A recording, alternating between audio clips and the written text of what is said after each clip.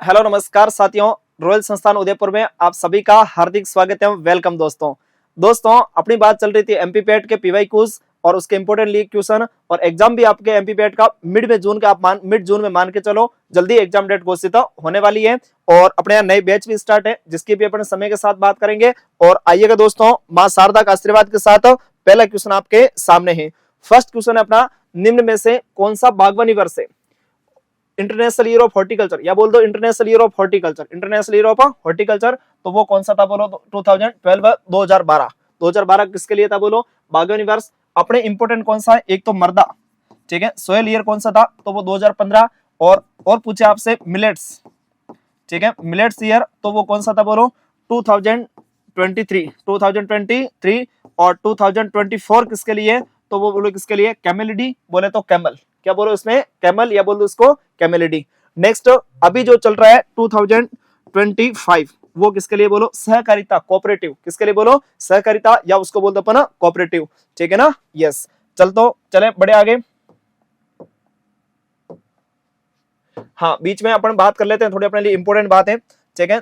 MP पेट का आपका exam भी बहुत नजदीक है और अपने लिए अपने संस्थान में कोर्स भी स्टार्टेड है और रिकॉर्डेड कोर्स भी मिलेगा और हो सकता है आपका प्यार देखा तो इसमें हम लाइव क्लासेस भी देने की कोशिश करेंगे। लेकिन बहुत शानदार रूप से संस्थान के द्रोणाचार्य ने इसको रिकॉर्ड किया है और खूब सारे उसके बहुत अच्छे फीचर है। ऑफलाइन क्लासरूम आपको लाइव बैच मिल जाएगा, ठीक है, और 12+ आपको फैकल्टीज पढ़ाएगी और आप कोई भी डाउट है आप हमें इससे इंटरेक्शन कर सकते हो, ठीक है। और पैनल पीडीएफ मिलेगी, पीवाईक्यूज मिलेंगे और आपका बहुत अच्छा प्यार रहा, आपके अपने दोस्तों के साथ भी शेयर किया तो हम आपको टेस्ट सीरीज भी इसके साथ में दे देंगे दोस्तों, ठीक है ना। यस, चलते बढ़ते नेक्स्ट क्वेश्चन की ओर। नेक्स्ट है, मानसून शब्द किस भाषा से लिया गया है? तो मानसून शब्द किस भाषा से लिया है दोस्तों? मानसून शब्द की किस भाषा से लिया गया है? अरबी, फ्रेंच, लैटिन, ग्रीक। अरबी, फ्रेंच, लैटिन, ग्रीक। तो देखो इसमें मानसून है वो कौन सी भाषा का है? अरबी भाषा से लिया गया है और वो अरबी भाषा का शब्द कौन सा बोलो? मौसिम। कौन सा शब्द है बोलो? मौसिम शब्द है, ठीक है। आपको तो ये भी अच्छे से पता है जिस शब्द के पीछे क्या लग जाए बोलो? कल्चर। क्या लग जाए? कल्चर। या क्या लग जाए बोलो इसमें? आईएल, वो हमेशा किसका होता बोलो? लेटिन का।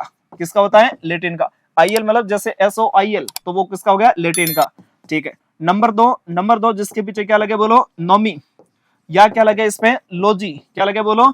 लोजी। और या फिर क्या लगे बोलो इसमें? LI तो वो किसका होता बोलो? ग्रीक का। किसका होता है? ग्रीक का, ग्रीक वर्ड होता है, ठीक है। लेकिन ये अरबी का है। अरबी के और कौन होते हैं? रबी, खरीफ, जायद। रबी, खरीफ, जायद वो भी किसके बोलो? अरबी भाषा के शब्द होते हैं।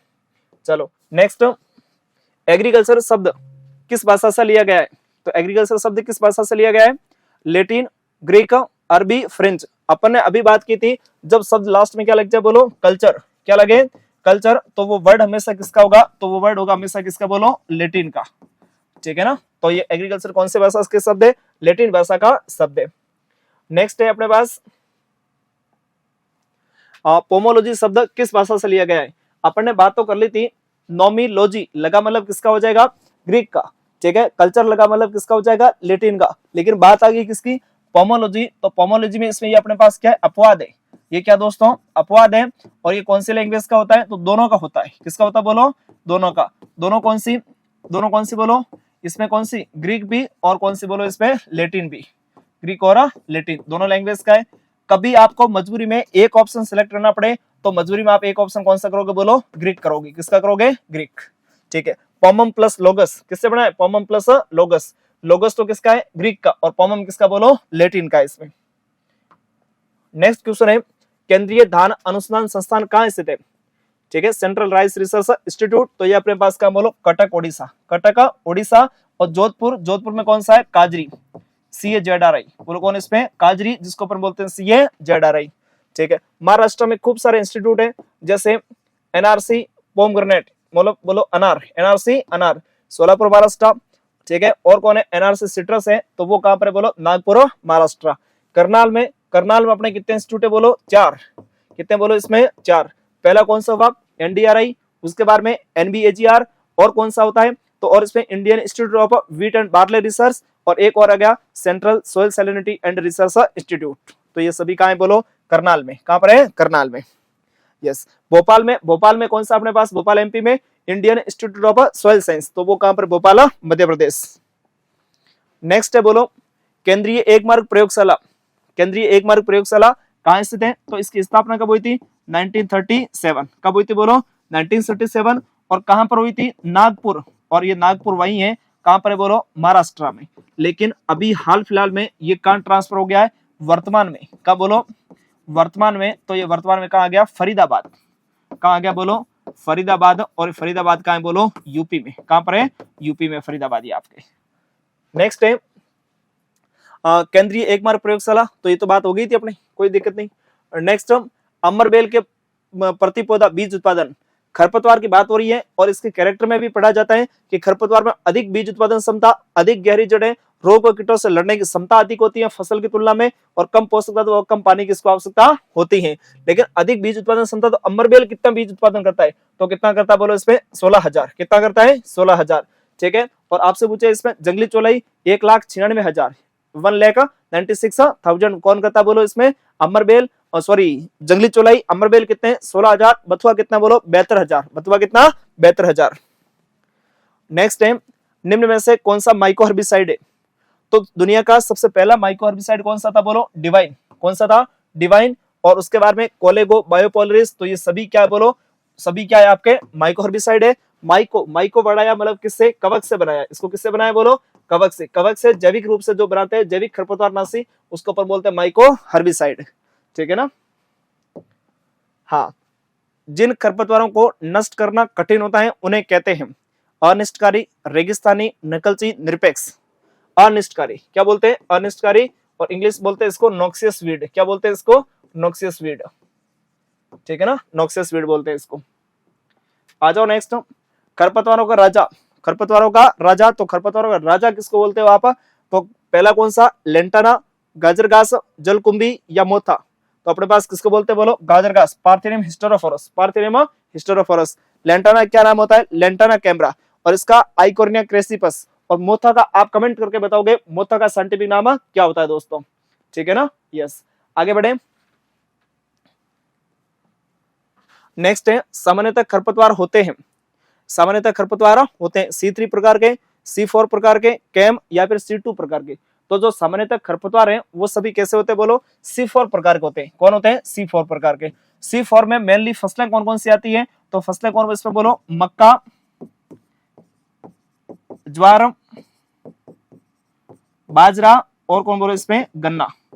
ये किस में आती है? C4 में। और बाकी जो खरपतवार है वो मेनली सभी कैसे होते हैं बोलो? C4 होते हैं। कैसे होते हैं? C4। ठीक है। नेक्स्ट, फसलों में होने वाले कुल नुकसान में खरपतवारों की भागीदारी। तो अपन ने एक दिन और भी बात की थी, फसल में जो नुकसान होता है उपज में, वो खरपतवारों से कितना होता है बोलो? 33%। 33% किससे होता है? खरपतवारों से। ठीक है। और 20% किससे होता है बोलो? रोगों से। ठीक है। और उसके बाद में 26% किससे होता है? तो वो होता है किससे बोलो? कीटों से। किससे होता है? कीटों से। ठीक है, ध्यान रखना है इसका। नेक्स्ट, गेहूं से बुरा कीट, मतलब बोले तो गेहूं में रस्ट डिजीज। और रस्ट कौन सी बोलो? ब्राउन रस्ट, बुरी रस्ट। तो वो किससे होती है? Puccinia recondita tritici. Puccinia recondita tritici. Striiformis, इससे कौन सी होती है बोलो? Yellow rust. वो कौन सी होती है? Yellow rust. और इससे कौन सी होती है? ब्राउन, जिसको अपन बोलते हैं भूरे रस्ट। बुरी रस्ट। और इससे कौन सी होती है बोलो? Black rust. इसको अपन बोलते हैं काली रोली। क्या बोलते हैं? काली रोली। ठीक है। नेवोसिया इंडिका। और इससे होता है कौन सा? करनाल बंट। करनाल बंट रोग। और करनाल बंट किसमें होता है बोलो? गेहूं में। किसमें होता है? गेहूं में। चलो नेक्स्ट है गेहूं का अनावृत कंडवा, मतलब लूज स्मट। गेहूं का लूज स्मट किससे होता है? तो पहला ऑप्शन भूमि जनित, बीज जनित, वातावरण, कोई नहीं। तो जो भी लूज स्मट है या स्मट डिजीज बोल दो, ये किससे होता है बोलो? बीज जनित। अब इस स्मट की अपन बात करें तो स्मट भी कितने प्रकार का? 2 प्रकार का। पहला कौन सा बोलो? Covered smut. और दूसरा कौन सा? Loose smut. बोलो कौन सा? Loose smut. ठीक है।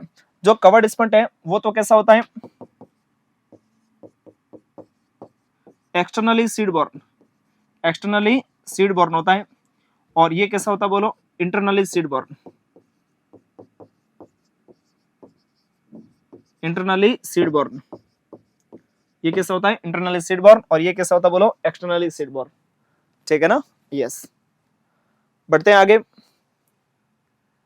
हरित क्रांति के अंतर्गत निम्न में से किस फसल पर विशेष ध्यान दिया गया। अब देखो फसलें तो दो थी उसमें, कौन थी बोलो इसमें आपके, कौन, एक तो धान भी था बोले तो चावल, और कौन था बोलो गेहूं। लेकिन क्वेश्चन क्या पूछा है, कौन सी फसल पर विशेष ध्यान दिया गया, तो विशेष ध्यान किस पर दिया गया बोलो, गेहूं पर। हरित क्रांति के भारत में जनक कौन है, तो हरित क्रांति के भारत में जनक कौन है बोलो, डॉक्टर एम.एस. स्वामीनाथन। विश्व में कौन है, तो विश्व में आप सभी को अच्छे से पता है, तो उसका जनक का क्या नाम है, डॉक्टर एनी बोरलॉग। क्या नाम है बोलो, डॉक्टर एनी बोरलॉग। हरित क्रांति शब्द किसने दिया था, विलियम गॉड ने। कब दिया था, 1966 और 67 में, और उसमें ये क्रांति आई थी। भारत के कौन से राज्यों में इसका सर्वाधिक इफेक्ट देखा गया, तो वो राज्य कौन से थे, तो राज्य थे पंजाब व हरियाणा। कौन से थे बोलो, पंजाब व हरियाणा। और विलियम गॉड ने सब दिया था, एनी बोरलॉग विश्व में जनक थे, और भारत में कौन थे अपने पास, डॉक्टर एम.एस. स्वामीनाथन और एनी बोरलॉग विश्व में। इंपोर्टेंट क्वेश्चन है और एग्जाम में क्वेश्चन भी आता है इसका। चलो आगे बढ़े।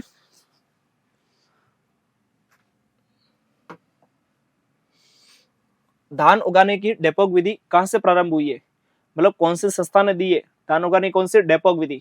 धान उगाने की 3 विधियां होती है और उसको याद कैसे रखते हैं, एसडीपी।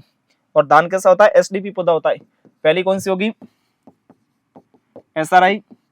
डी से कौन होगी इसमें, डेपोक विधि। और पी से कौन बोलो इसमें, पुरानी विधि। पी से कौन सी, पुरानी। और पुरानी कितने प्रकार की, 2, एक तो गीली क्यारी और एक कौन सी, सूखी क्यारी। ठीक है, अपने बात कर रहा है किसकी, डेपोक की। तो जो डेपोक विधि है ये किसने दी थी बोलो, IRRI मनीला फिलीपींस, इरी। ठीक है ना, ये किसने दी थी बोलो, इरी ने दी थी। IRRI Manila Philippines, IRRI Manila Philippines ने दी थी ये। और तो क्या सही है बोलो, मनीला फिलीपींस से आई है। नेक्स्ट क्वेश्चन है, थैंक यू। चलो आज के लिए इतना ही, मिलते हैं अपन नेक्स्ट क्लास में, तब तक के लिए धन्यवाद।